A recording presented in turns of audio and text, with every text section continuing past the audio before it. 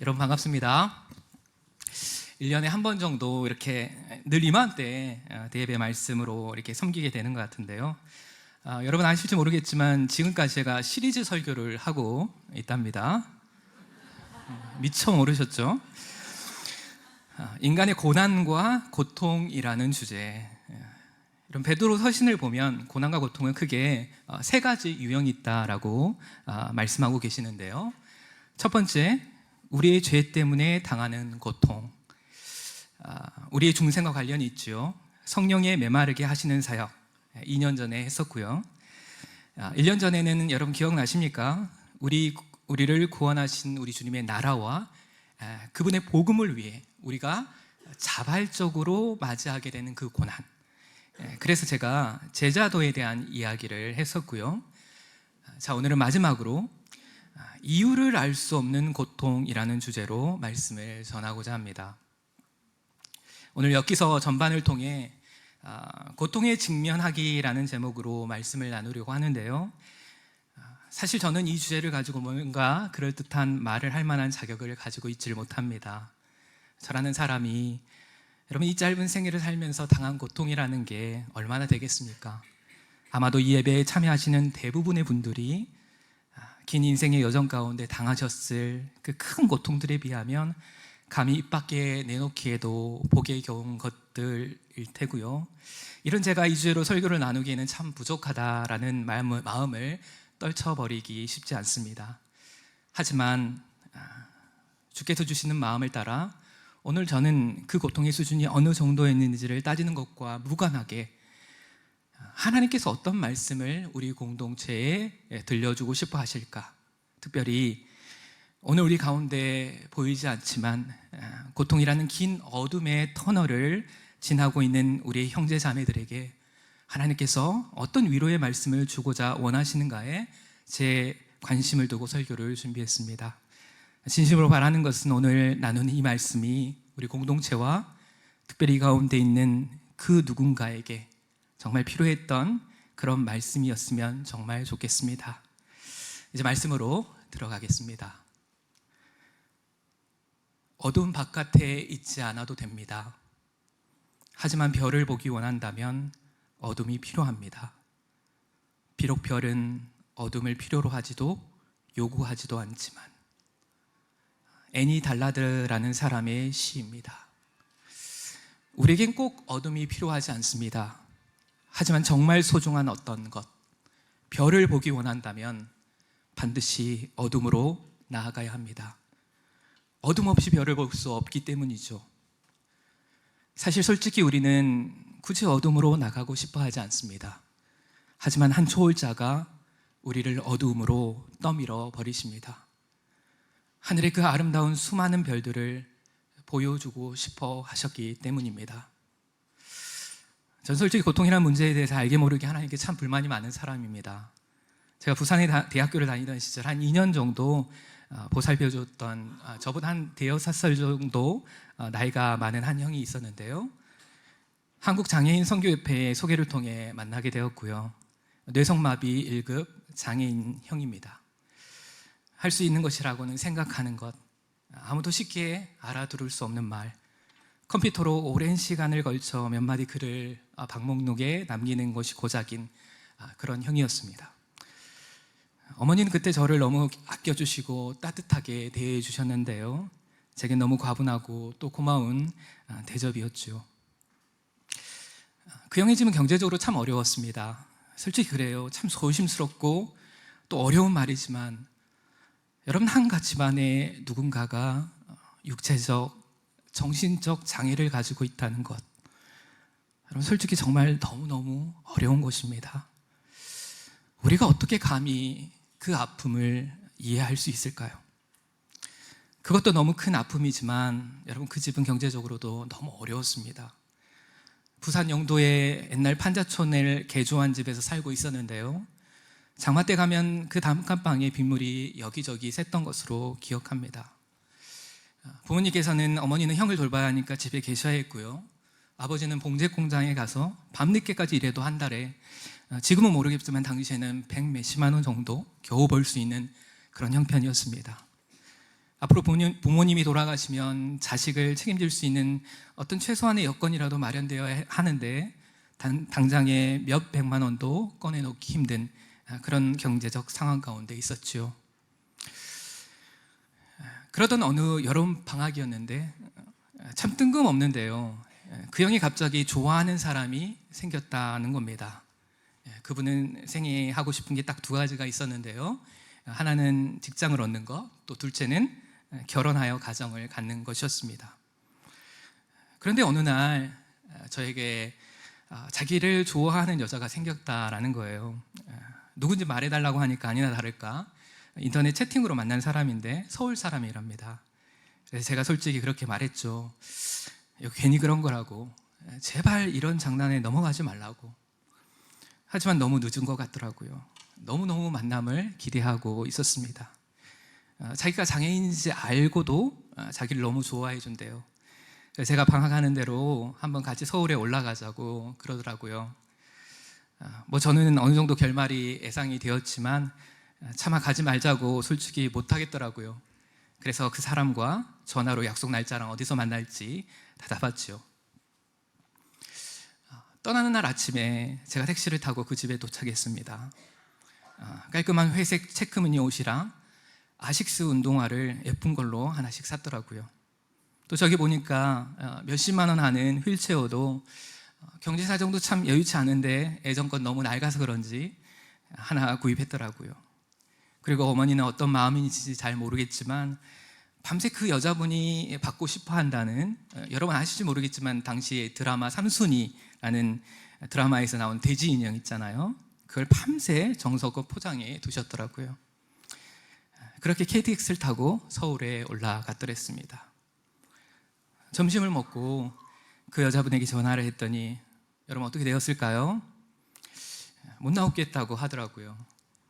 갑자기 집안에 일이 생겼는데 절대 나오지 못할 상황이라는 겁니다. 이게 말이 됩니까?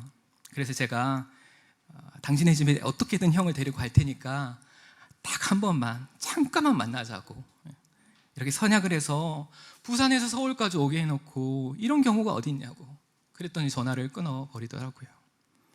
어떡합니까? 그렇게 한참을 역 앞에서 둘이서 멍하니 서 있었지요. 기차표를 끊어 기차를 타고 돌아오면서 그 말 많던 형이 말 한마디 없이 저 창가를 멍하니 보고 있는데 참 제가 무슨 말을 해야 할지 모르겠더라고요. 좀 있다가 어머니가 어떻게 되었는지 전화가 오셔서 솔직히 모든 말씀을 드렸지요. 그러냐고 잘 들어오라고 하더라고요. 도착해서 택시를 타고 그 형 집 앞까지 갔는데 저기 앞에 어머니가 앞에서 기다리고 계셨습니다. 저는 솔직히 너무 침울하게 혹은 너무 화가 나셔서 그렇게 서 계실 줄 알았거든요. 그런데 필요 이상으로 너무 환하게 웃으시면서 잘 다녀왔냐고, 고생했다고, 어서 들어가자고. 어머니 뒤를 따라 들어가는데 갑자기 이상한 냄새가 나요. 술 냄새였는데요. 어머니가 잠시 뒤를 돌아 절 보시더니 명훈아 힘들어서 술 한잔 했다. 하나님도 너무 힘들 때 술 한잔 하는 거 용서하시겠지? 방에 들어가서 앉아 있는데 어머니가 별로 재미있지도 않은 농담이랑 자신이 서울에 갔었던 이야기 혼자 재미있게 하시더라고요. 그리고 시간이 이제 너무 늦게 되어서 전 집에 이제 가려고 밖으로 나왔는데요. 여느 때처럼 어머니가 배웅을 나오시는데 문 앞에서 형이 보지 못하게 이제 문을 닫으시더니 갑자기 제 손을 꼭 붙잡으시면서 펑펑 우시는 거예요. 명훈아, 세상은 왜 이렇게 불공평한 걸까? 왜 상처받는 사람이 또 상처를 받아야 하고 왜 고통당하는 사람이 또 고통을 당해야 하는 걸까? 너무 속상해 죽겠다. 저도 솔직히 같이 울어드리는 것 외에는 해드릴 수 있는 게 아무것도 없더라고요. 캄캄한 밤에 그 영도 고갯길을 혼자 터벅터벅 걸어오면서 저 그러면 안 되는 거 알지만 하나님께 얼마나 불평의 말들이 쏟아지는지요. 하나님 도대체 이러셔도 되는 겁니까? 하나님은 저들이 불쌍하지도 않으세요? 하나님 믿지도 않는 저 많은 사람들, 저런 사람들도 돈 많이 벌고 아주 잘 살고 있는데 하나님 잘 믿는 우리가 왜 이렇게 처절하게 고난받으며 상처받으며 이 땅을 살아야 합니까? 하나님, 당신은 이 땅의 왕이 아니십니까? 그러면 이래봬도 우리가 왕의 자녀들인데 왕의 자녀들답게 대우해 주셔야 하는 것 아닙니까?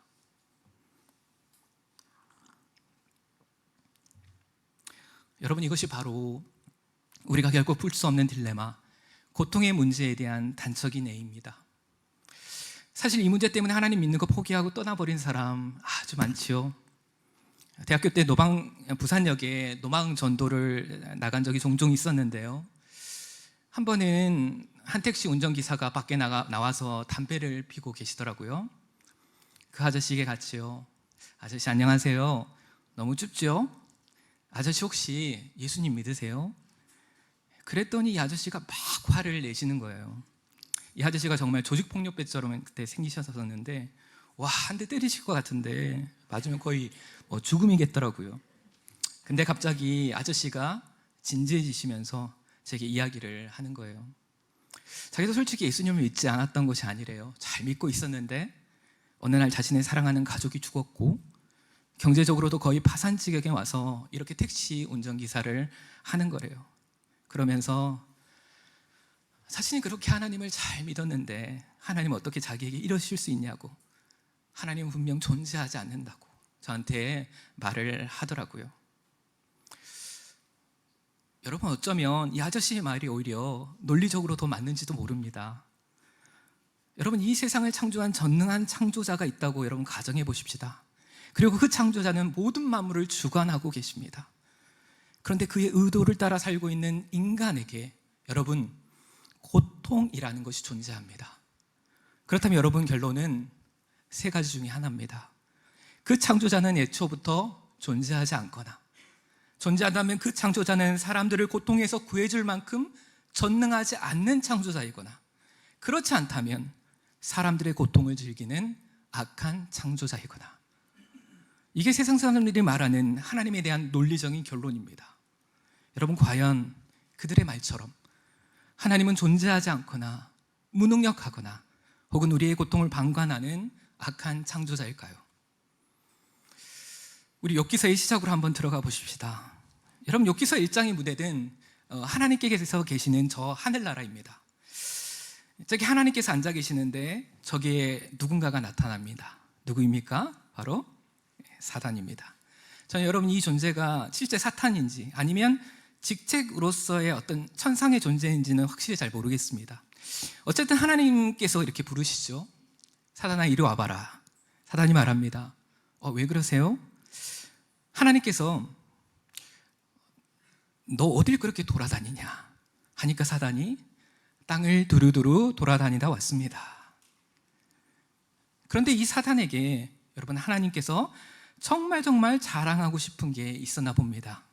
사단아, 너 돌아다니면서 혹시 내 종 욥을 봤느냐? 그렇게 나를 경외하는 사람이 이 세상에 없다. 이렇게 자랑을 하시는 거예요. 그런데 이 사단이 말대꾸를 합니다.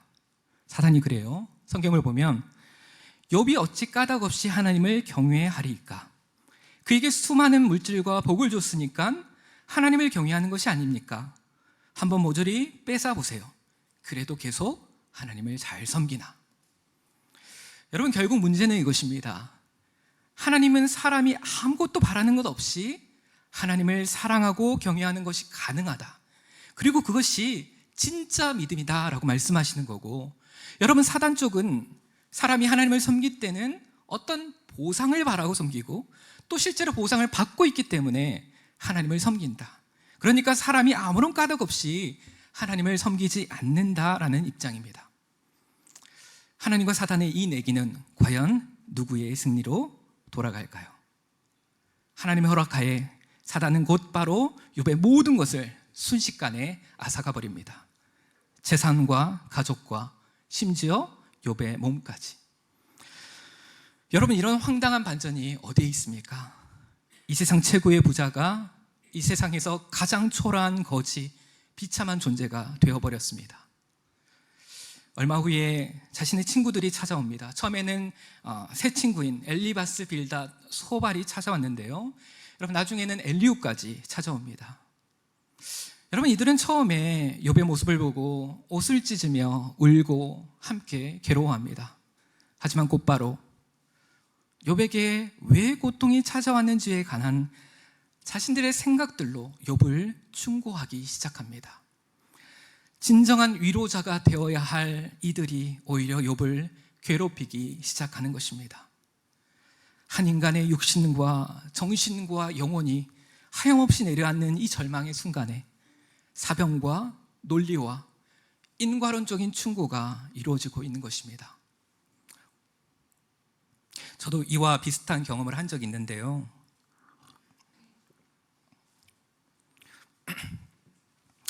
저희 가족은 지금 죄송합니다. 저희 가족은 지금 미국 LA에 살고 있는데요.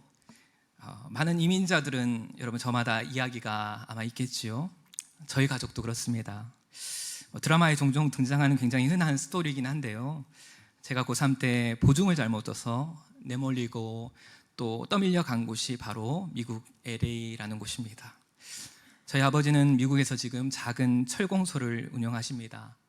이제 연세도 75세가 되셨고, 그럼 철공이 얼마나 힘듭니까? 참 많이 다치시고 몸이 많이 상하셔서 일을 좀 그만두셔야 하는데요. 가난한 이민자들의 삶이 참 쉽지 않은 모양입니다. 저희 어머니는 오래전에 흑인 동네에서 생선튀김 가게를 하셨는데요. 지금도 다른 분이 운영하시는 피식가게에서 생선 튀기는 일을 하고 계십니다. 참 저희 부모님은 그 시대가 대부분 겪어왔던 그런 참으로 고단하고 또 힘겨운 삶을 살아오신 것 같습니다. 어쨌든 제가 막 군대를 제대했을 때였는데요. 한 20년 전이죠. 약 3개월 정도 미국에 잠시 방문한 적이 있었습니다. 그때는 차가 없어가지고 집에 혼자 있었는데요. 어느 날 저녁이 되어 갑자기 아버지께 연락이 오는 겁니다. 명훈아, 밥 먹었어? 오늘 엄마가 화상을 조금 입어서 병원에 있으니까 혼자 밥 먹어라 하시는 겁니다. 여러분, 저희 아버지는 늘 현실은 굉장히 심각한데 아무것도 아닌 것처럼 그렇게 말씀을 하시거든요. 아버지가 이 정도 말할 정도면 굉장히 큰일입니다. 집안을 이리저리 걸어 다니는데요, 안절부절 못하겠더라고요. 갑자기 하나님께 기도가 나오는데, 하나님 요즘 많이 바쁘시죠? 아무리 바쁘셔도 우리 가정 잊어버리시면 안 됩니다. 이제까지 힘들게 하셨잖아요. 이만큼도 충분하잖아요. 다음날 아침에 병원에 가보니까 아니나 다를까 어머니가 온몸에 붕대를 하고 계시더라고요. 그때는 어머니가 저희 친척이 운영하는 패스트푸드점에서 허드렛 일을 하셨거든요. 근데 그 튀김을 튀긴 후에 오래되어 버리는 기름 있잖아요. 그걸 굉장히 이렇게 두꺼운 한국의 그 주황색 플라스틱 용기 다라야라고 하죠. 거기에 담아서 버리려고 하셨던 거예요. 근데 그게 적어도 프라이드 기름 여러분 200도 가까이 되는데요. 그러니까 그 기름이 그 뜨거운 플라스틱 용기를 녹여버린 겁니다. 순식간에 그 기름을 어머니가 온몸에 뒤집어 쓰셨던 거죠. 다음날 병원을 가보니까 그것이 USC 병원이었는데요. 병상에 누워있는 이 어머니가 그 충격이 얼마나 컸던지 거의 정신을 놓고 계시더라고요. 물도 아니고 그 뜨겁고 더러운 기름이 이게 피부까지 깊숙이 들어가서 여러분 매일 그것을 벗겨내었는데요. 아침마다 저기 어딘가로 데려가서 숟가락같이 생긴 기구로 계속 오염된 피부를 긁어냈습니다. 살이 돋아야 하니까 맞지도 못하고 그걸 매일 해야 했는데요. 아침마다 저희 어머니는 늘 죽고 싶어 하셨습니다. 다른 식구들은 일을 해야 되니까 거의 하루 병원비가 20년 전 당시인데도 하루에 거의 400만 원 정도 되었거든요. 저희 부모님 지금도 그렇지만 신분도 없으시고 또 보험도 되어 있지 않으셨기 때문에 어쩔 수 없었죠. 당시에 할 일이 없었던 제가 그때부터 어머니를 간호해 드렸는데요. 의사가 오면 통역도 해드리고 그렇게 하루하루 어머니와 함께 있었습니다. 여러분, 지난 일이지만 정말 한 달 동안 날마다 눈물 한 번 안 흘리고 보냈던 날이 없었던 것 같습니다. 매일 우시고 저도 따라 울고, 어머니가 다른 것보다 자기 대변 소변 받아주는 걸 참 어려워, 그렇게 힘들어 하시더라고요. 어떻게든 안 시키려고 안 그래도 아프신데 끝까지 참고 견디시다가 정 안 되면 절 불러서 도와달라고 하시고, 그때마다 명훈아, 내 정말 미안하다, 우리 소중한 아들한테 이런 거 시키면 안 되는데. 그래서 저한테 우리 어머니 많이 혼났습니다. 솔직히 제가 기억하는 게, 여러분, 저희 어렸을 때 초등학교 때부터 제가 결핵으로 몸이 늘 안 좋았거든요. 병원에 입원했던 날이 정말 많았는데요, 어렸을 때 아프니까 어린아이 어머니께 얼마나 신경질을 많이 냈겠습니까? 다 받아주시고, 한 번은 밤에 문득 일어난 적이 있는데요, 어머니를 찾으러 오고 두리번거리니까 저 밑에 침대 밑으로 밀고 당기는 그 조그만 의자에서 이불도 없이 웅크려 자고 계시는 걸 제가 봤는데요, 그걸 보면서 한없이 울었던 그 초등학교 때의 그 기억이 왠지 모르게 아직도 생생하게 남아 있습니다. 아니, 그렇게 해주셨는데 내가 이것 하나 못하겠냐고, 그래도 미안하대요. 그러면서 또 우세요. 여러분, 이게 부모님의 마음인 것 같습니다. 아무튼 이런 와중에 여기저기서 사람들이 찾아오더라고요. 처음에는 이런저런 말로 위로를 해주시더니 몇 번 찾아오면서는 왜 우리 가정이 이런 고통을 당해야 하는지에 대한 저마다의 생각을 말하기 시작하는 거예요. 욥의 이야기와 놀라울 정도로 동일한 패턴이 반복되고 있죠. 저희 부모님 미국 생활이 너무 힘드니까 한국으로 몇 번을 돌아가시려고 하셨거든요. 그런데 하나님은 미국에 있기를 원하시는데 한국으로 가려고 하기 때문에 하나님이 잡아놓으시려고 이러신다. 모르게 무슨 잘못한 것이 있거나 혹은 하나님의 뜻이 아닌 것을 했을 수 있다는 저마다의 진단을 하시더라고요. 여러분, 저는 그때 그게 얼마나 큰 상처가 되었던지요. 여러분, 저는 지금 저와 저희 가정에 상처를 준 이 사람들이 굉장히 나쁜 의도를 가진 사람들인 것처럼 몰아세우려는 것이 결코 아닙니다. 여러분, 절대 오해하지 마시기 바랍니다. 너무너무 좋으신 분들이세요. 다만 고통에 직면한 자들에게 어떻게 손을 내밀어야 하고 어떻게 그 고통에 공감해야 하는지 배우지 못하셨기 때문에 그러신 것뿐이라고 저는 생각합니다. 저도 그렇고 우리 모두는 바로 이 부분에서 실수한다는 이야기를 드리고 싶은 것입니다. 여러분, 욥기서는 고통의 문제에 대해서 말하고 있지만, 여러분, 고통당하는 자들에게 참된 위로가 무엇인지에 대해서도 여러분 말씀하고 있다는 것이 여러분 굉장히 중요합니다. 정말 고통당하는 누군가를 위로하고 싶다면 여러분 아무 말 하지 않으셔도 됩니다. 그냥 조용히 가서 손잡고 울어주세요. 고통당하는 그 사람 이상의 고통을 당해보지 못했다면, 심지어 그렇다 할지라도 함부로 타인의 고통을 이성적으로 논해서는 안 됩니다. 리타 모란이라는 아이를 잃은 엄마가 쓴 옳은 말이라는 시가 있습니다. 여러분, 우리는 보통 아이를 잃어버린 어머니에게 가서 이런저런 말로 위로를 하잖아요. 그런데 여러분, 솔직히 그 당사자는 그런 말 듣기 정말 싫어한다는 것 아십니까? 그 시에는 이렇게 적혀 있습니다. 내가 그것을 극복했는지 묻지 말아주세요. 난 그것을 영원히 극복하지 못할 테니까. 지금 그가 있는 곳이 이곳보다 더 낫다고 말하지 말아주세요. 그는 지금 내 곁에 없으니까요. 내가 느끼는 것을 당신도 알고 있다고는 말하지 말아주세요. 당신 또한 아이를 잃었다면 모를까요? 신은 인간에게 극복할 수 있는 만큼의 형벌만 내린다고는 말하지 말아주세요. 다만 내게 가슴 아프다고만 말해주세요. 제발 내가 마음껏 울도록 지금은 다만 나를 내버려 두세요. 여러분, 이게 고통당하는 자들의 솔직한 마음이 아닐까요? 여러분, 진정한 위로자는 상처 입은 위로자뿐입니다. 고린도후서 1장에 나오는 것처럼 자신의 아픔과 상처의 경험을 매개로 다른 사람을 위로할 수 있는 바로 그 사람, 여러분, 그렇다면 우리의 진짜 위로자는 누구일까요? 욥기서 19장에 아주 중요한 고백이 나옵니다. 욥은 자신을 향해 욕하고 충고하는 자들에게 모두들 나를 조롱하고 가까운 친구들도 나를 미워하고 사랑하는 사람들이 오히려 자신이 대적이 되었다라고 말합니다. 이 세상에 그 어느 누구도 자신의 진정한 위로자가 될 수 없다는 고백을 하는 것입니다. 그러면서 25절에 내가 알기에는 나의 대속자가 살아계시니 마침내 그가 땅 위에 서실 것이야 라고 말합니다. 자신의 진정한 위로자, 구속자가 지금 살아계시다라는 고백입니다. 여러분, 이 구속자가 과연 누구일까요? 그분은 바로 예수 그리스도이십니다.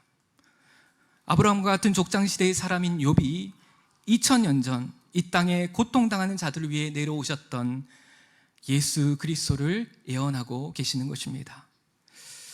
그분은 우리의 진정한 위로자가 되실 자격이 있으실까요? 네, 있습니다. 왜냐고요? 그분은 하나님의 요구를 거절하지 아니하시고 이 땅에 자발적으로 내려오셔서 인간이 당해야 할 모든 고통을 당하셨기 때문입니다. 그분은 이 세상 그 어떤 인간도 당할 수 없었던 최고의 고통을 당하셨습니다. 여러분, 단순히 십자가의 육체적 고통이 아닙니다. 사랑하는 삼위 하나님에게서 떨어지고 분리되어 세상에 내려오시고 엘리 엘리 라마 사박다니를 외치며 하나님으로부터 버림받아 울부짖음 가운데 그 저주의 십자가에서 돌아가시는 고통을 당하셨습니다. 여러분, 만약 그 고통이 없었다면 그분은 우리를 죄에서 구원해 주실 수 없으셨을 뿐 아니라 고통당하는 우리의 참된 위로자가 되실 수 없었을 것입니다. 하나님, 당신이 나의 아픔을 아세요? 하고 원망하는 우리에게 그분은 조용히 다가오셔서 피 묻은 손으로 우리에게 어깨를 짚으시고 너의 그 고통, 그 아픔 내가 잘 안다. 바로 이 말을 하실 수 있는 자격이 있는 분이십니다. 그러므로 여러분, 다른 어떤 사람에게 당신의 고통을 위로받으려고 하지 마시기 바랍니다. 고통의 순간에 여러분, 누구에게 먼저 찾아가시렵니까? 진정한 위로자가 되실 우리 예수님에게 나아가셔야만 합니다. 그분의 십자가 앞에 나아가야 합니다. 그분이 당신을 기다리고 계시기 때문입니다. 많은 이야기가 있지만 시간이 없기 때문에 좀 스킵하고요. 이제 우리 욥기서의 결론으로 함께 나아가 보셨으면 좋겠는데요. 여러분, 욥기서의 끝은 어떻게 마무리가 될까요? 욥과 다른 세 친구의 논쟁이 여러분 쭉 이어진 다음에 드디어 잠잠히 계셨던 하나님께서 38장에 입을 여십니다. 그리고 욥과 친구들에게 대답하십니다. 그런데 그 대답이 여러분 우리가 생각했던 것과 조금 다릅니다. 아니, 아주 많이 다르지요. 여러분, 우리는 이걸 기대하잖아요. 욥과 친구들이 그토록 오랜 시간 논쟁했던 주제인 욥이 고통을 당해야 했던 이유가 과연 무엇인가? 여러분, 이 질문에 대한 해답을 주기를 원하잖아요. 근데 우리 하나님은 뜬금없이 오히려 이상한 질문들을 하시는 것입니다.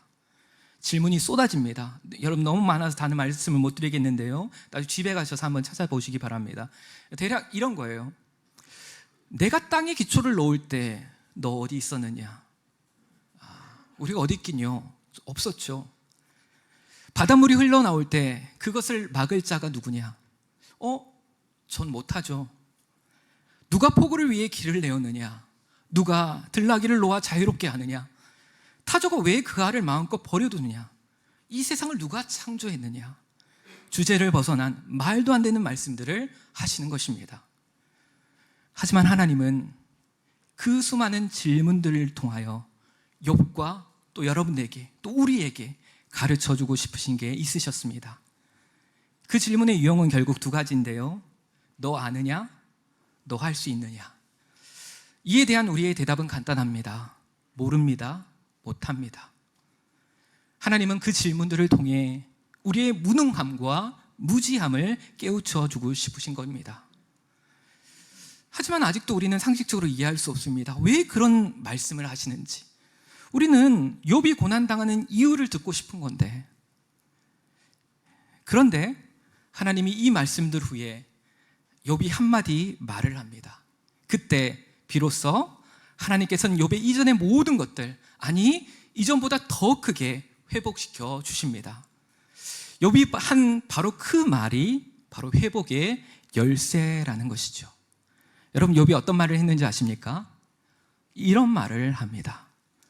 주님은 무소불능하시고 못 이루실 것이 없고 주의 뜻을 깨닫거나 헤아리기 어렵습니다. 주여 내가 묻겠사오니 주여 내게 알게 하옵소서 하고 회개합니다. 이것이 바로 욥의 회복의 키입니다. 여러분, 무슨 말입니까? 사실 우리의 모든 고통의 이유는 우리의 생각을 초월합니다.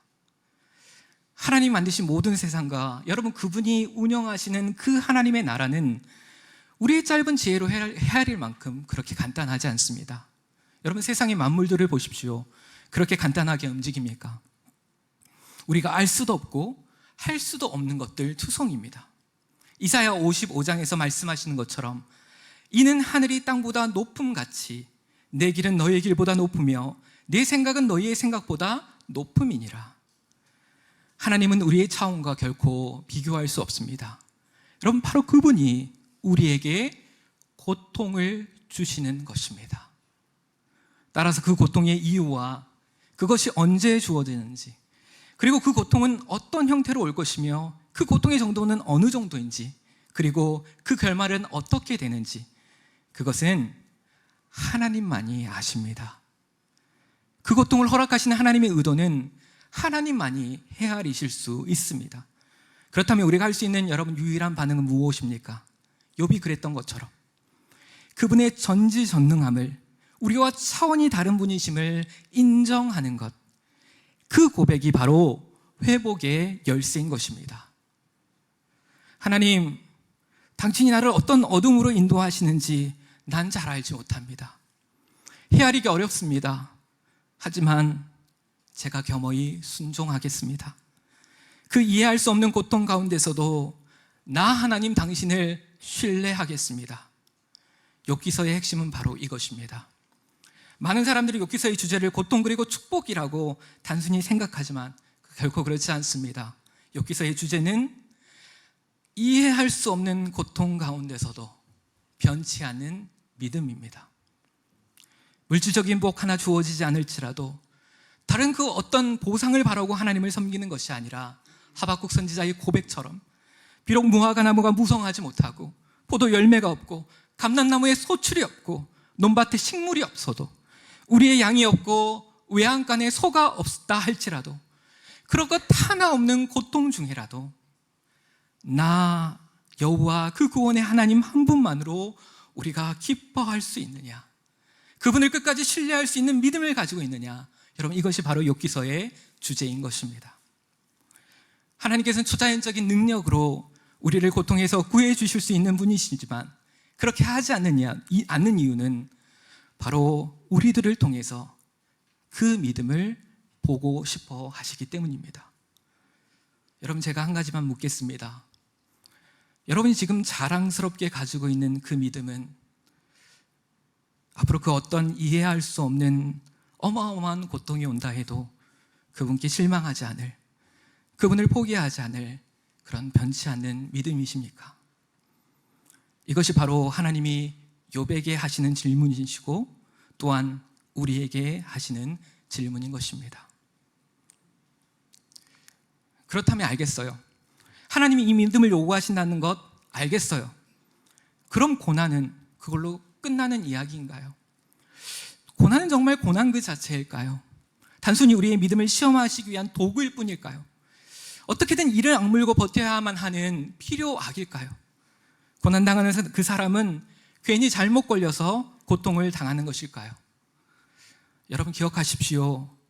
욥기서는 우리에게 그렇지 않다라고 말씀하십니다. 그러나 내가 가는 길을 그가 아시나니 그가 나를 단련하신 후에는 내가 숨금같이 되어 나오리라. 역설과 모순투성이 말 같지만 고난은 우리에게 유익입니다. 이해하기 너무 어렵고 받아들이기 너무 힘들지만 사실입니다. 고난은 고통으로 변장한 축복입니다. 여러분, 하나님은 고난이라는 도구로 우리를 단련시키십니다. 인도의 대장장이가 어떻게 순금이 되었음을 아는지 아십니까? 자기 얼굴을 비춰보고 얼마나 정확히 비치는지를 본다고 합니다. 우리의 부족한 부분을 단련케 하셔서 우리의 연단된 모습을 통해 하나님 그분의 영광이 우리에게 비춰질 수 있도록, 그분을 닮아갈 수 있도록 우리를 다듬어 가시는 것입니다. 풍요와 안정은 오히려 우리의 가장 큰 위기일 수 있습니다. 인생의 밤이 찾아오셨습니까? 바로 그때가 기회의 때이며 축복의 때이며 훈련의 시기입니다. 우리에게 현실적인 많은 것들을 채워주심은 하나님의 복입니다. 하지만 우리에게 고통은 더 큰 하나님의 축복입니다. 어떤 교회에서는 물질적으로 큰 복을 받은 사람이 앞에 간증하러 나와서 하나님께서 자기에게 특별한 은혜와 사랑을 주셨다고 말하던데요, 물론 그 사람도 하나님께 축복받은 사람이지요. 하지만 여러분, 정말 하나님께 축복받고 사랑받고 있는 사람이 어떤 사람인지 아세요? 고난을 통해 연단되고 있는 사람입니다. 고난은 하나님이 당신을 그분을 닮은 사람으로 만들고 싶어 하셔서 조금 욕심을 부리시는 것입니다. 그래서 고난당하는 당신은 하나님께 특별한 존재입니다. 아무에게나 그런 고난 주지 않습니다. 보라, 내가 너를 연단하였으나 은처럼 하지 아니하고 너를 고난의 불무에서 택하였노라. 많이 힘드십니까? 아무리 고난이 우리에게 유익이라고 하지만 고난을 헤쳐나가기란 말만큼 그렇게 쉬운 게 아니지요. 우리 지들 가운데 고통 가운데 있는 이들을 위하여 기도할 때마다 참 가슴이 많이 아픕니다. 사업이 어려우십니까? 앞길이 열리지 않으세요? 경제적으로 너무 힘이 드세요? 자녀의 문제로 마음이 아프십니까? 육체의 질병으로 날마다 괴로워하고 계십니까? 가정의 불화로 절망의 나날들을 보내고 계세요? 영적인 어둠을 지나고 계십니까? 누구에게도 말할 수 없는 아픔을 간직하고 계십니까? 여러분의 그 고통 실은 하나님이 주신 것입니다. 자신에게만 주어진 그 고통이 억울하세요? 분하세요? 하나님께 원망이 되시나요? 하나님은 그 억울함과 원망을 듣는 걸 각오하시면서 당신을 그 고통 가운데 보내셨습니다. 하지만 한 가지만 잊지 말아주세요. 당신의 그 고통을 통한 섭리와 연단 이전에 그분의 슬픔과 눈물이 있었다는 것을, 내가 고통받고 있을 때 하나님 당신은 도대체 어디 계셨습니까? 정작 중요할 때 당신은 어디에 숨어 계셨습니까? 왜 제게 아무런 대답도 해주지 않으셨습니까? 허공에 부르짖을 때 하나님은 그 어떤 순간보다 당신 가까이 계셨음을 또한 잊지 말아 주십시오. 당신을 너무 사랑하셔서 아들까지 십자가에 내어주신 분이 그럼 어찌 당신을 떠나시겠습니까? 그리고 부탁컨대 끝까지 포기하지 말아주세요. 이제껏 그래왔던 것처럼 그분을 신뢰하는 것, 그분 끝까지 믿고 붙잡는 것, 절대 포기하시면 안 됩니다. 하나님께서 그 고난 잘 이겨내길 기대하고 계시거든요. 다듬어지고 있는 중이랍니다. 어떤 모양으로 다듬어지게 될는지 그건 오직 주님만 아세요. 지금은 아프고 힘들지만 모난 부분을 깎고 다듬고 나면 하나님의 수공의 품으로 새롭게 태어날 거예요. 지금보다 더 나은 저의 모습으로. 그래서 참기로 했어요. 지금 이 순간을 이겨내기로 했어요. 감사해요, 하나님. 우리 나그네 인생의 마지막에 주님은 우리 모든 눈에서 그 눈물을 씻기실 것입니다. 오늘 이 말씀의 은혜가 오늘 우리와 그리고 특별히 가운데 고난의 아픔 속에 홀로 아파하고 있는 이들과 늘 함께 하시기를 우리 주님의 이름으로 간절히 축원합니다.